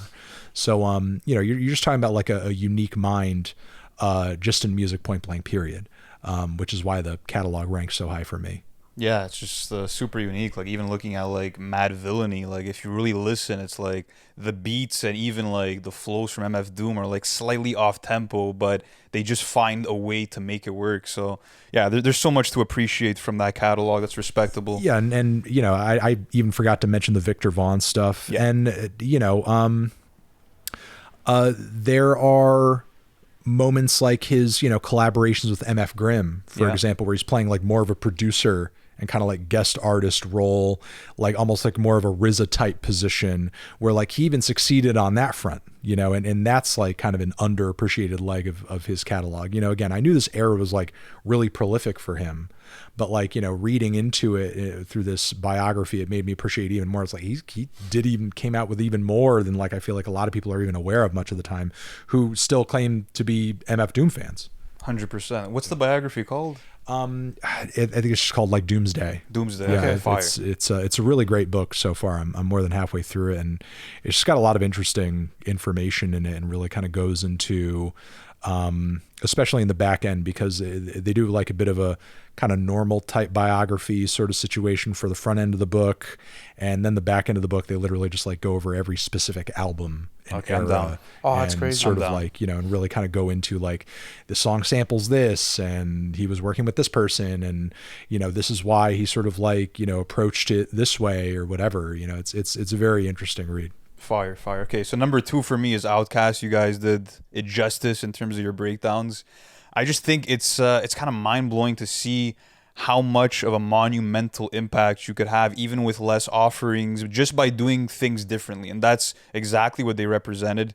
I mean, even going back to like Southern Playlistic, their debut album, not to say that, you know, they broke new ground, but in terms of like Southern hip hop, that was sort of like the critical point where it's okay, like this is time for this region's takeover. Even though you had like A-Ball and UMJ and, you know, other artists from that era, Ghetto Boys, that were really, you know, treading waters in that scene, Outkast really made the big splash for the Southern scene. And then just the upgrade from Southern Playlistic to AT-Aliens and how, you know, they improve like their hook game, for example, on songs like Elevators, Me and You, or the title track AT-Aliens. It was just beautiful to see the progression from album to album. And like I said earlier, literally no misses. Like even fucking Idlewild, which is like that sort of like soundtrack album for a movie, which was their last album. There's still good records on there. Like I think it's a bit overhated. So yeah, I think people just maybe felt like disappointed that like that was the final offering. Yeah, it leaves a bit of a sour taste in your mouth because it doesn't stand as tall as the other albums, but that's just a testament to how good the albums are. Oh, for sure. Yeah. You know what I mean? It's like, I feel like even with a project like Speaker Box, like people need to appreciate how unique of a project that is across all genres. Yeah. Because it's like, what other musical duos are doing a double album dedicated to, you know, is that something Simon and Garfunkel ever did? You know, no.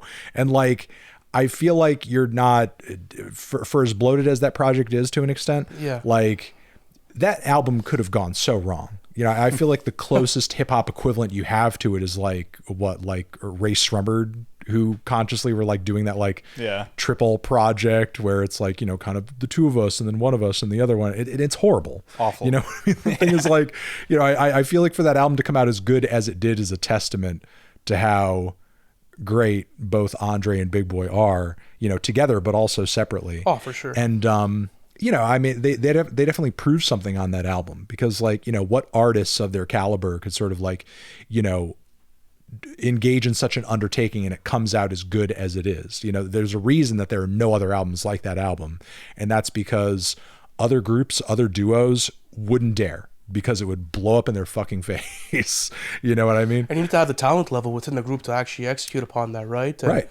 there has to be a demand too for both of those artists. Like, obviously, I think, at least for myself, and I think for a lot of other hip hop fans, people look at Three Stacks as like the front man for that group, right? And I think it's with good reason. He's one of the greatest MCs to ever live, but Big Boy is heavily underrated. And it just proves with that album, like, how many people actually want to listen to that side from Big Boy, and like how much quality there was in there. But I'll go into my number 2. That's where I'm going to have K-Dot. You asked me the question before, do I think he could get to number 1? He's on route with it. And I think, like Lou was saying, we covered like the media format aspect to it, to where every single album represents a different media format, whether it's a magazine, a poem. That's all great. Like, we know the intentionalities there, but it's just like he's been so consistent now for nearly 15 years, and there's no slowdown in pace. It's like, when is he going to have that slowdown? If you look at Nas, let's say, right? Like, once he reached that 2000s mark, there was a slowdown after it was written and after Illmatic. Same thing with Jay. Same thing with a lot of guys that I had on my list, but almost like Kanye to a certain extent. Like, it seems like every single album he puts out has value, and it feels great for his catalog. Even something like GNX, it's probably his most criticized album up to this date, right? Because obviously there's the opposing fan bases, and people are not too big on the hyphy sounds, whatever it is. But Right. It's like you have to sort of like take into account that that's a sound switch up that maybe a lot of people weren't anticipating. But I think that album would get a lot more love if it weren't for the fact that it is kind of arriving in a very polarizing situation. Oh, of course, You know? absolutely. It came out at a unique time, right? But listening to example like the horns on TV Off, for example, or listening to the aggressive demeanor on something like Hey Now, or a song concept like Hard Part 6, Reincarnated, Gloria, listening to the negative energy that he has on something like Whacked Out Murals. These are incredible records for his discography. So I feel like when you're doing that at that level, when you're 15 years into your career, arguably, at that point, like, what's stopping you, you know? And it's just like every single year, he's probably going to continue to dominate, right? We'll see how it goes, but at this point, it's one of the best discographies in all of hip hop. And that's what's crazy too, is that like he put out the Untitled Unmastered, which were essentially like B-sides from To Pimp a Butterfly, and that album is better than like most artists' hip hop albums, you know, that we're seeing today. So I mean, it's wild that even a compilation record like that could be as hard hitting as it was. So yeah, all praise to Kendrick for sure. And by the way, I just wanted to say this: I mispronounced 8 Ball and MJG before. So You said 8 Ball. I think I said UMJ or something. Yeah, I totally fucked that up. I knew where you were going with As that. I was saying it, I'm like, It's yeah. like, if you say the 8 Ball, your brain is saying the MJG. Yeah, exactly. Even if you move on to saying UGK. Yeah, but anyways, all that to say, let's now go into the big number 1. Well, guys. honorable mentions before we do that. All right, getting into honorable mentions before we go to number 1. I don't know. I'd probably say Nas. I would probably say Pusha T. I'd throw in there Pusha T's a great too. shout. I think JPEG Mafia also. You know, and people know that I like my Death Grips. I would put them in there too. I would put a West Coast rapper like Blue in there. W. You know, I mentioned earlier De La Soul, you know, they're close in there too. Tupac as well, you know, like he's got the output for sure, especially when you take Machiavelli into account. Yeah, I mean, those are some ones that definitely like, you know, pop up off the top of my head. 3-6 Mafia probably to an extent as well. Shout. You know, How about yourself, Lou? Honorable mentions, I think Scarface is super underrated when it Yes. comes to catalog. Albums like The Fix, Diary, so many great albums in that catalog. Mac Miller, to be honest with you, just because I feel like, at least for myself, like in terms of enjoyability, it's almost like we got to see him like literally grow up as an artist and as a human being through his catalog. So that's been super rewarding to sort of go through as a fan. sorry, I didn't see this. Did you guys review Balloonerism? You like Balloonerism? But we don't usually do it for posthumous releases. Oh, Like, we'll okay, do like okay. the live stream for it, and then like we won't necessarily grade them like as they come out. Got So it. like it's like an NFR, like God, I guess I like okay. little I tradition. didn't know that was an unspoken NFR rule. Yeah, no, we did a live album reaction though. We had a great time. Got it, listening got It's to a it. wonderful Sure. project too. Okay. I really enjoy it. All right. Yeah, but yeah, besides the ones I mentioned, Biggie and Tupac obviously have to be there for sure. And then I'm going to say Ice Cube. And yeah, that's pretty much it. What about you? For myself, I'm not sure. I think for sure, Mos Def would be in conversation for me. I think he had a really consistent catalog. Gotta Ghostface throw Killer Black for Star in there. Yeah, absolutely. Ghostface Killer for sure. Then after that, I would probably have to put Ice Cube, like you said, Lou. That's a dominant catalog, very underrated one. Scarface is underrated as well. Then after that, obviously Biggie, like Big L, Big Pun. Those catalogs are great, but like they're so short because short. of obviously like misfortune. So it's hard to rank those catalogs in context when you have other ones. Lauryn Hill would be an honorable mention. Again, another short catalog. The Score and the Miseducation are not necessarily, let's say, enough for me to like do like a top 10 discographies conversation on. So Right. but that's a wonderful catalog. Low-key Mac Miller too, like you said, the evolution, the artistic evolution, the projects that came out of there, wonderful. And then I don't know, I feel like somewhere like J. Cole for me, especially like with the mixtapes that he's released, 2014 Forest Hills Drive. I know you have a different opinion on that album in contrary to us, but still, I love that album. Concept albums like For Your Eyes Only, The Off Season, super stacked catalog would be an honorable mention for me. But Anthony, you want to do number one? You want to rip it? Yeah, I do. I mean, I put 50 Cent for my note. I couldn't keep it together. Couldn't keep it together. They put me up to it. He kind of knew right away, though. He fucking knew right away. He knew right away. I had a bad pick. No. I had a bad pick. No, I put A Tribe Called Quest for my number number one. Yeah. I think just the consistency, the creativity, the one-of-a-kind pioneering jazz rap production, the lyricism, how topical a lot of the tracks are, even the free association bars on a lot of cuts are amazing. And, you know, like we've repeated earlier, like no other group on their level or in the way that they did had the ability and, you know, the artistic capacity to sort of like go out in the way that they did, in the fashion that they did. I don't think any other artist you know, in rap possibly is going to have a moment like that where they're like, this is our final album, this is it, we're done, and it just happens to end up being like one of their greatest albums of all time. Yeah. You know what I mean? And one of the greatest albums like, of the decade, of the century. Like, yeah, for sure. You know, like the only other the only other example that I could think of is like on that level is like David Bowie. You know, like, and that man literally passed away days after his last album came out. You know what I mean? So really like, you know, top level stuff. Just amazing catalog from start to finish, literally like ends as strong as it starts. And that's with, you know, period of decades in between, you know, all those albums all together. So yeah, just like top tier artistry, top tier writing, top tier consistency. That's why I put them at number one. Perfect. I like the pick. Yeah, and honestly, even something like the Love Movement, which I feel like maybe gets a little bit of flack, like I actually enjoy that project. I think it's a cool detour for them. So yeah, no misses at all. But number one, there wasn't any doubt. I think we have the same answer here. One. Kanye West. Yeah, it was gonna be Kanye for us. Yeah, obviously, kind of public enemy number one for a lot of people, but if there's one thing you can't take away from the guy, he knows how to make a fucking classic record. That's for damn sure.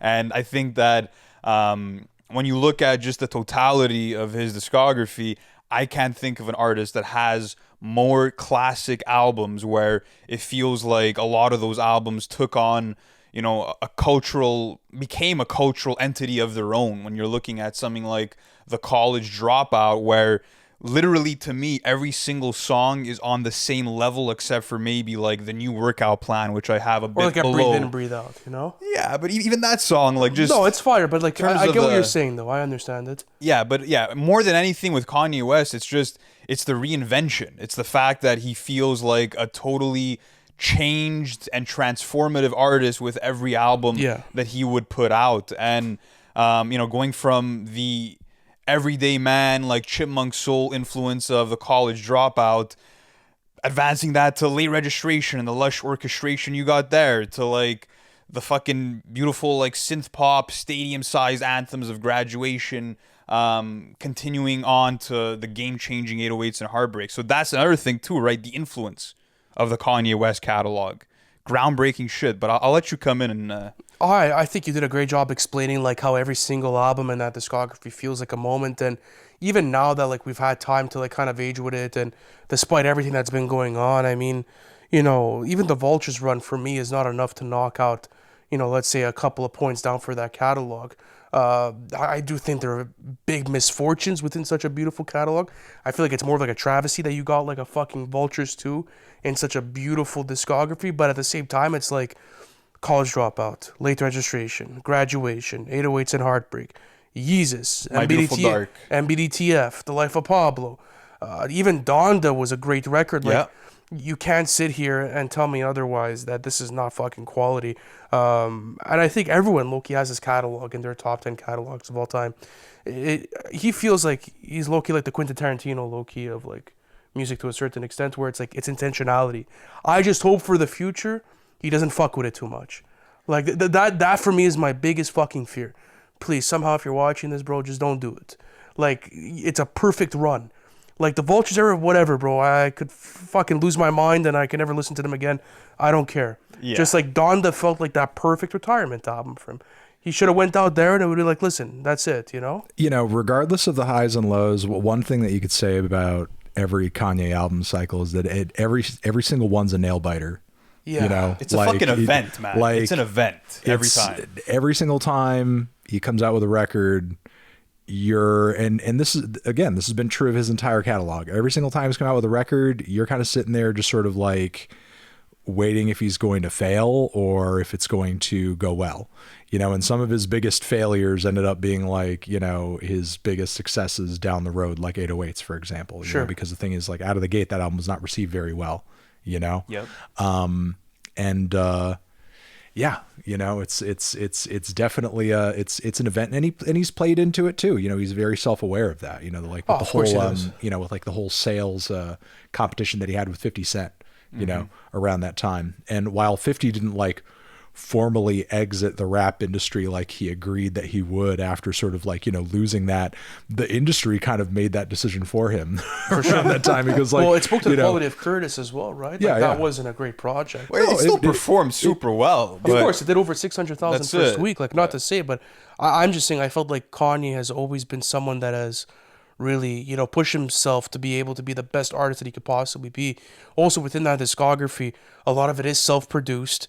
A lot of it is also him putting together these grand feature lists and this all-time collaborator and curator where you're wondering, like, how does he get the best out of these artists? Like, how does he have, like, all-time Rick Ross and Nicki features within this catalog? How does he have all-time Lupe features? How does he have all-time Mos Def features? How does he have all-time this, all-time that? Like, the bar that he plays at when he creates albums for me is just a completely different level. It feels like you're watching a game 7 of a sporting event in any sort of industry. And that's what made me sad about this year and about the run in 2024. It's like, I know what you're capable of. Like, you're one of the greatest fucking musicians, like, of the entire genre. Why not play on that level? Like, all this AI garbage for, like, Bully, for example. And but isn't that crazy? Because I just wanted to say, to add to that, like, this is the same guy who spent 5,000 hours crafting the beat for a song like Power, who now is essentially saying, I don't want to fucking do anything on this album. Right, exactly. I'm going to have other people produce it, other people write it, and it won't even be my vocals. Yeah, so it'll just be AI. That's it. So how is it even a Kanye West album anymore? To your point, like, the quality of the features over the years has fallen off too. But the thing is, like, but the thing is, like, how did he get those features out of those people for those songs? The thing is, like, the music's exciting. The thing is, like, if you're an artist and you're getting, imagine being Nicki or Ross and hearing the Monster beat for the first time. Like, at that point, like, what beat sounds like that beat? You know what I mean? Like, a one-of-a-kind beat is going to draw a one-of-a-kind performance out of, an artist, if they can even sort of, like, bring themselves to the moment. For sure. Like, if you can actually meet the moment and you have the talent and the capacity to do so, like, you're going to put your best foot forward on that beat, on that instrumental, on that music, because it's going to be unlike anything else that is going to be in your catalog, your feature list, your whatever. He was making one-of-a-kind music during that point in time. So he was getting one-of-a-kind performances out of those people. And I felt like he was for a long time, but especially with this new run, it feels stagnant. And like, that's my only hope with this catalog is like, just don't fuck with it too much, because at this point in time, it still is the best hip hop catalog, at least in my opinion, for the genre. Like the influence, the quality, the amount of classics, everything considered, the dominance and the accessibility of it, even like the deeper records that you have with it. It's so hard to even go in a versus battle against this guy, you know? Like he has so many hits, so many wonderfully performed songs. Like I hope that he keeps it intact. So 100%. Because I mean, even looking at like the Vultures run, it was the first time we ever saw him repeat himself like artistically for an album. It felt like, to me at least. Like obviously, an album like The Life of Pablo like had, you know, bits and pieces and took inspiration from previous albums, but with Vultures 1 and 2, there was no innovation from the previous to the next. So. yeah, it felt like he just wanted to give Ty Dolla $ign a free album. It was like, here, bro. Listen, as fucking cliche as it is, I think we could just say we miss the old Kanye, and hopefully he returns to, you know, being that artist that we once loved for his output. Because right now it's kind of scary territory, but we'll see what ends up happening. Right now, we're gonna put up the top 10 list from each of us up on the screen. Yes, sir. Let people get a look at that. Any surprises, guys, in each other's lists or anything? Like, No, it's pretty standard across the we had a board. lot of the same artists, really, if you think about it. Yeah, we had a lot of the same artists, just different positions. Yeah, for sure. You know, I mean, there wasn't anything in terms of picks that I was like, oh, whoa, what, really? Like, Well, you your know. 50 Cent pick was kind of crazy at number 1. Yeah. Sorry about that. Anthony I did Fantano expect to puts- see Yeah, sorry. Death Grips or JPEG, though. That was You know, I thought about it, and then I was kind of like, you know, I think Peggy is still growing. You know, I feel like he has the potential with another album or two to get up there on this kind of list. Do you think Death And Grips is a bit limited for a catalog? Where you're I like, think Death Grips, their catalog is great. I feel like it's like, you know, starting to, for me, sort of like age a little bit. You know, it's like being representative of sort of like a certain like era of sort of like online hip hop internet culture that, you know, it's funny. I think the music is great and it's groundbreaking, and, you know, it's almost a little too predictive almost, because I feel like, you know, regardless of whether or not they land on this list, I feel like the one thing you have to like really kind of give Death Grips is that, you know, especially a lot of their early stuff, it was like all made sort of in service of the idea of like, you know, this perception or this prediction of like a really dark, horrible technological dystopia. yeah, Where we're all sort of like overwhelmed, desensitized, propagandized, and so on and so Overworked. forth. And now I feel like we're just in it, you know, like I feel like, you know, their stuff is like, this is where it's going. Like, you know, it's going to be nothing but sort of like garbage and trash and AI shit and so on and so forth. Like, get ready, you know, and now, now when I listen to their stuff, like, it's great. You know, it's like the stuff that was great about it when I originally reviewed it is there. But it's low-key depressing. And now when I hear it, I'm like, I'm in this. Like, this is like, I feel like, you know, when I turn this off, I'm just living it, you know? every day So is a different day in the money store. Yeah. Every day is a different day in that track list. Yeah, no, we're stuck in the money store now. We're We just are like the money store is our reality. It's crazy what you've done for that record, though, too. It's a great album, you know. Yeah. And the thing is, like, you know, I still want people to listen to that music and still Yeah. try it out, because I feel like, you know, if you pay attention to the lyrical content and what the music's about, you know, it should give you like, you know, an awareness of like why things suck. You know what I mean? Like, I feel like, you know, if you're out there in the world struggling and sort of like, man, just shit doesn't feel right. Doesn't fucking you know make what sense, I mean? yeah. Like, I feel like albums like, you know, the Money Store and various records with their catalog, like, speak to that. You know what I mean? And bring sort of like an awareness to that and sort of like, you know, pull off the rose-colored glasses. You know what I mean? You know, but with that being said, sometimes like nowadays it's a little too like hard to stomach, because it's just now it's not even just sort of like a dystopian idea that we're playing with. You know, it's like it's just reality. You know, and there's a lot of artists like that. Like you know, for any of the rock or punk fans out there, I would recommend a band like Dead Kennedys. You know, the front man of that band, Jello Biafra, wrote all of these like, super snide satirical punk songs that were like very dystopian in terms of like the way they portrayed Reaganism and, various, sort of like far right political movements and, like the religious right at the time and everything. And the thing is like, a lot of what he was saying wasn't necessarily as extreme as he was portraying it in the songs. It was more like, this is what's coming down the road. And now it's like a lot of what the band sung about in their music has like worsened, since the release of those records.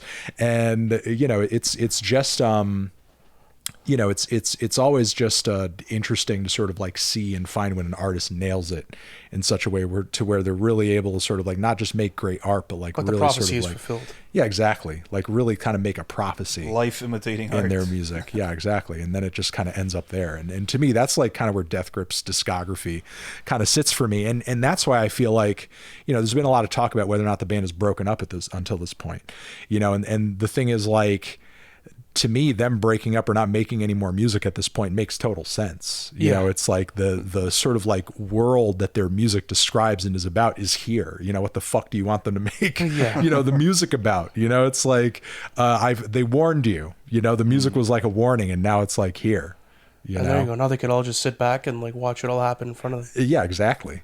So yeah, I think like moral of the story of this episode, a graceful exit is always a wonderful one, 100%. Yeah. Always leave before the party ends. But guys, that's going to conclude today's episode with Anthony Fantano. Top 10 discographies of all time. Guys, let us know where we got it right, where we got it wrong in the comment section. And if this is your first time watching one of our podcasts, hit the subscribe button. And of course, go visit our friend Anthony Fantano on YouTube. I think you know where to find him. Well, I mean, like if you guys are watching, kind of been around for a bit of time. Look me up. The man, the myth, the legend. But guys, thank you so much for watching this, and we'll catch you on the next one. Peace out.